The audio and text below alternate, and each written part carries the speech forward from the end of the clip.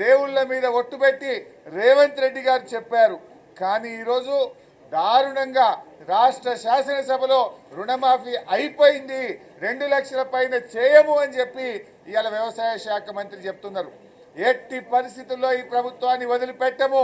2 లక్షల పైన ఉన్న వాళ్లకు మీరు చెప్పిన మాట ప్రకారంగా ఈ రాష్ట్రంలో ప్రతి రైతుకు రుణమాఫీ అయ్యేదాకా బీఆర్ఎస్ పార్టీ ఈ కాంగ్రెస్ ప్రభుత్వాన్ని రేవంత్ రెడ్డిని నిలదీస్తూనే ఉంటుంది, ప్రశ్నిస్తూనే ఉంటుంది.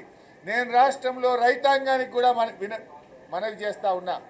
రైతు సోదరులారా, ఎక్కడికక్కడ కాంగ్రెస్ పార్టీ నాయకులను, ఎమ్మెల్యేలను, మంత్రులను ఈ రేవంత్ రెడ్డి గారిని నిలదీస్తూనే ఉండండి, ప్రశ్నించండి. ఆ రోజు ఏం చెప్పారు, అసెంబ్లీలో ఏం చెప్పారు, దేవుళ్ళ మీద ఒట్లు పెట్టి ఏం చెప్పారు, ఇవాళ రుణమాఫీ అయిపోయిందని చెప్పి చేతులు ఎత్తితే ఈ కాంగ్రెస్ ప్రభుత్వాన్ని వదిలిపెట్టే ప్రశ్న లేదు. రాష్ట్ర వ్యాప్తంగా బీఆర్ఎస్ కార్యకర్తలు, రైతు సోదరులు అందరూ కూడా ఎక్కడికక్కడ ఈ కాంగ్రెస్ పార్టీ ప్రభుత్వాన్ని నిలదీయాలని చెప్పి మేము కోరుతా ఉన్నాం.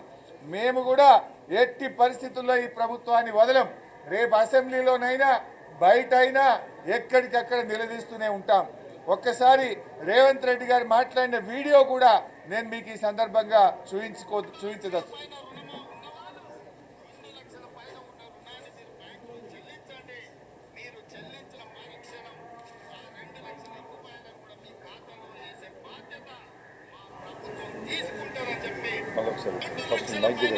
ఉన్నవాళ్ళు 2 లక్షల పైన ఉన్న రుణాన్ని మీరు బ్యాంకులో చెల్లించండి.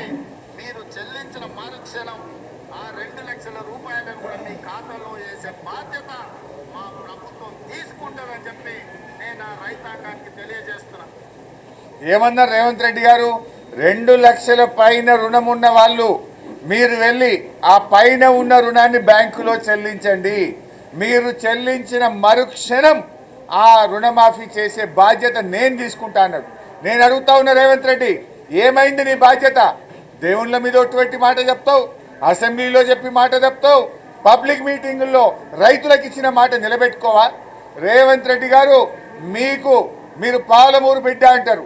పాలమూరు బిడ్డవైతే, నీకు పౌరుషం ఉంటే, నిజాయితీ ఉంటే, మాట మీద నిలబడే వ్యక్తివైతే నువ్వు వెంటనే నీ మంత్రి గారు ఇలా అసెంబ్లీలో రుణమాఫీ అయిపోయింది అన్నాడు, దాన్ని ఖండించు. ఇచ్చిన మాట ప్రకారంగా నువ్వు 2 లక్షల పైన ఉన్న వాళ్లకు, 2 లక్షల లోపల ఉన్న వాళ్లకు అసెంబ్లీలో బడ్జెట్లో చెప్పిన దాని ప్రకారంగా 31,000 కోట్లు రుణమాఫీ చేయాలి అని నేను రేవంత్ రెడ్డి డిమాండ్ చేస్తున్నా.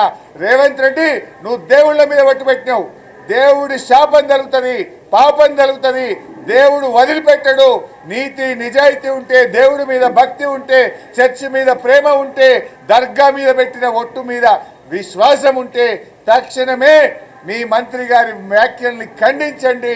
2 లక్షల రుణమాఫీని ఎప్పట్లోగా చేస్తారో, 31,000 కోట్లు ఎప్పటిలాగా పూర్తి చేస్తారో ఈ రాష్ట్ర ప్రజలకు స్పష్టమైన హామీ ఇవ్వాలని డిమాండ్ చేస్తున్నాం.